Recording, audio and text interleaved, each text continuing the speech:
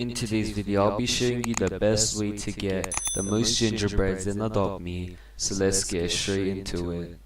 Alright guys, so what you're first going to want to do is obviously open your executor, copy and paste the script which will be in the link in the description, and then just press the execute button.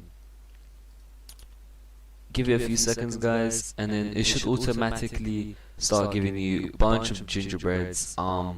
So yeah, I don't know if it's gonna work right now for me, but I've already done it. But all you have to do guys is just press that execute button, and it should just automatically start picking the stuff up for you. But I've already picked it up for me with the thingy. So yeah, I don't really have to do anything. But yeah, it's really simple. You just press that button and just leave it there, and you can just stay AFK as the new games go on. You should start to collect gingerbreads, and yeah, that's pretty much it. So thank you guys for watching and have a great day.